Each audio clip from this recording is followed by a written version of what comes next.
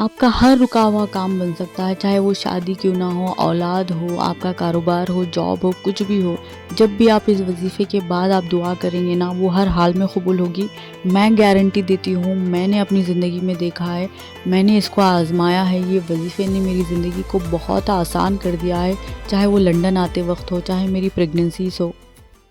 السلام علیکم everyone, welcome back to my channel. Zindagi Gulzar ہے اور اللہ کے فضل و کرم سے سچ میں اللہ نے میری زندگی گلزار بنا دی ہے، اور اس زندگی کو گلزار بننے میں بہت وقت لگا ہے اور بہت مشقتیں، اللہ کو بہت راضی کرنا پڑا ہے، بہت کچھ سیکھنا پڑا ہے۔ میرے اندر بہت سارے ایسے بدلاؤ آئے ہیں جو ایسے وقت میں نے اپنے اندر لائے تھے، جو آج میری زندگی میں سکون لے کر آئے ہیں۔ تو میں اپنی ہی زندگی کی کچھ باتیں آپ لوگوں کے ساتھ شیئر کروں گی، اور آج آپ سب سے میں وہ جو میں نے کیا ہے، جو اب ہر ایک ویڈیو میں ساری باتیں تو بول نہیں سکتے، جب مجھے جو یاد آتا ہے میں وہ کہہ دیتی ہوں۔ تو بہت ساری بہنیں یہ پوچھ رہی تھی کہ دعا کی قبولیت کب ہوتی ہے، مطلب کیسے ہوتی ہے، اور دعا قبولیت کے مقام تک کب پہنچتی ہے۔ تو میں آپ کو وظیفہ بتانے سے پہلے آپ کو میں کچھ باتیں بتا دوں کہ کب ہمارے جو اعمال ہیں، جو ہماری عبادتیں ہیں، جو ہماری جو دعائیں ہیں، وہ سیدھا اللہ تعالیٰ تک پہنچتی ہے اور وہاں پر قبولیت تک پہنچ کر واپس آتی ہے۔ تو دیکھیے، سب سے پہلے میں ہر بار سب سے کہتی ہوں کہ اپنے اعمال ٹھیک کیجیے۔ اور جب اعمال ٹھیک کرنے کا جب وقت آتا ہے نا، اس کی سب سے پہلی نشانی کیا ہوتی ہے کہ ہم اپنے اندر جھانکنا شروع کرتے ہیں۔ جو ہم دوسروں کے اندر جو برائیاں، جو دوسروں کے اندر جو ہم گناہ کو ڈھونڈتے ہیں نا، وہ گناہ، وہ برائیاں ہم اپنے اندر جب تک نہ ڈھونڈیں تب تک ہمارے اعمال ٹھیک نہیں ہو سکتے۔ تو یہاں پر اعمال ٹھیک کرنے کی سب سے پہلی سیڑھی، سب سے پہلا قدم یہی ہوتا ہے کہ ہم اپنے اندر جھانکیں، اور اپنی جو اللہ تعالیٰ نے ایک صلاحیت دی ہے ہمیں اچھا اور برا سوچنے کی، تو اس صلاحیت کا استعمال پوری طریقے سے کریں۔ کیونکہ اس دنیا میں اب فی الحال کے لیے جو جس طرح کا وقت چل رہا ہے اس میں ہماری زندگی، ہمارے اعمال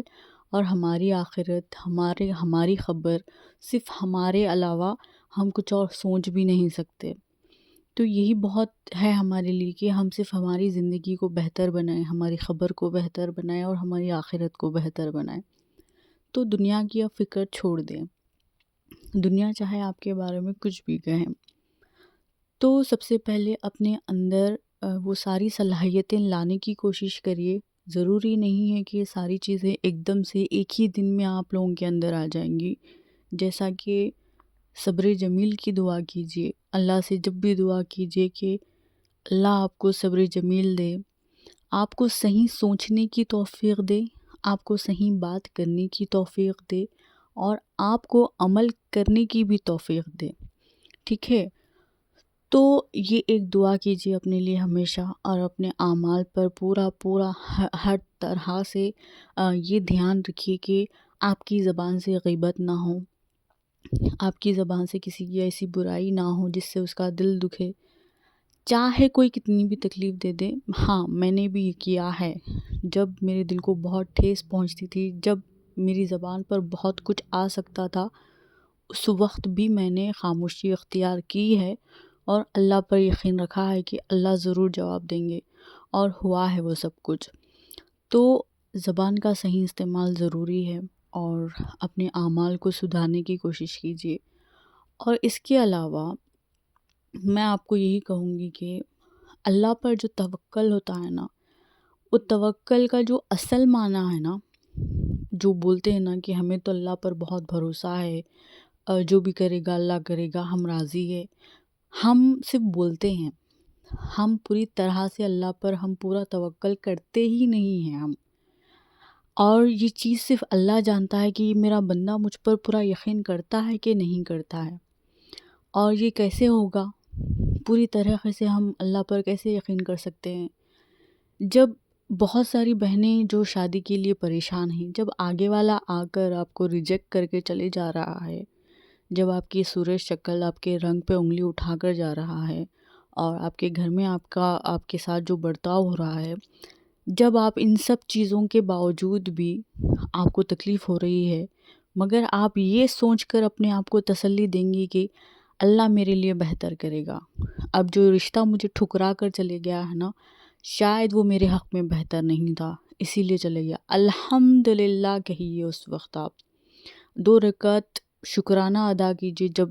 جو آ کر آپ کو ٹھکرا کر چلے جا رہا ہے نا، سمجھیے کہ اللہ نے ہی اسے آپ کو زندگی سے نکال دیا تاکہ آپ کی زندگی میں کوئی بہتر آئے۔ تو مایوس مت ہونا، جب آپ فکر کرتے ہیں، دل میں ہر طرح کی فکر رکھتے ہیں، ٹینشن رکھتے ہیں، مایوسی ہوتی ہے، تو آپ کیسے کہہ سکتے ہیں کہ آپ اللہ پر یقین رکھتے ہیں؟ اللہ پر یقین کرنے کا مطلب ہی یہی ہے نا کہ آپ بے فکر ہو جاؤ، تو آپ پوری بے فکری کے ساتھ رہیے اور اللہ پہ اور اپنی دعاؤں پہ یقین رکھیے، ٹھیک ہے؟ اب میں آپ کو بتاتی ہوں کہ ایک ایسا وظیفہ ہے جو میں بہت پڑھتی تھی، میں اب سے نہیں، میرا بچپن سے میں پڑھتی تھی، تو یہ بہت چھوٹی آیت ہے، تو اس کو ضرور پڑھیے گا۔ میں فجر کے بعد 100 بار پڑھتی تھی، اور ہر نماز کے بعد پڑھتی تھی بھائی، تو ایسا نہیں ہے کہ، اور مجھے جب جو بھی پسند آتا ہے میں وہ ہمیشہ پڑھتے رہتی ہوں۔ تو وظیفہ یہ ہے، یا بادی العجائب بالخیر یا بادیو، یا بادی العجائب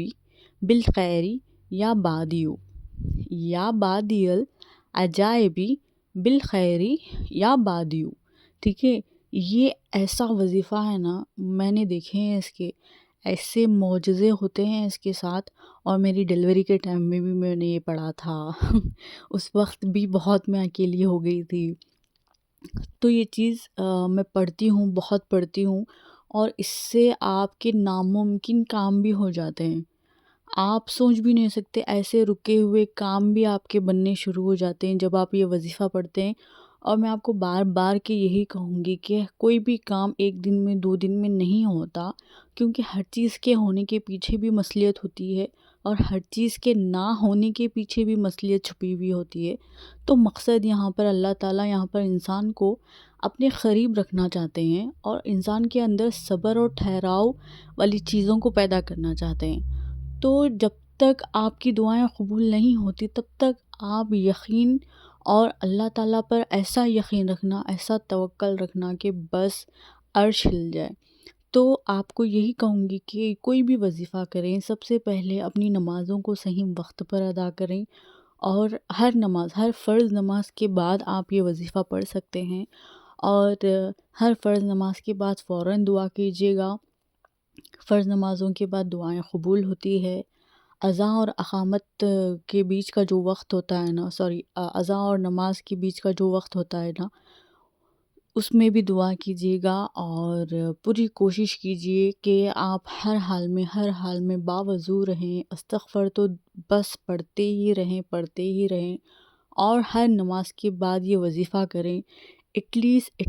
100 مرتبہ۔ میں پھر سے وہ وظیفہ پڑھتی ہوں، یا بادی العجائبی بالخیری یا بادیو،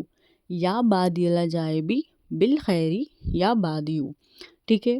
تو یہ آپ کو پڑھنا ہے، انشاءاللہ تعالیٰ آپ چاہے نوکری کے لیے پڑھے، آپ چاہے آپ کی شادی کے لیے پڑھے، اولاد کے لیے پڑھے، بٹ اللہ تعالیٰ آپ کی دعائیں قبول کریں گے، وقت لگے گا۔ میں نے آپ کو زکریا علیہ السلام کے بارے میں کہا تھا کہ انہوں نے پوری زندگی دعائیں کی ہے، مگر 90 سال کے بعد ان کی دعا قبول ہوئی تھی۔ تو صبر رکھیے، ہر چیز کے لیے صبر رکھیے، تھوڑا سا ٹھہراؤ اپنے اندر پیدا کیجیے،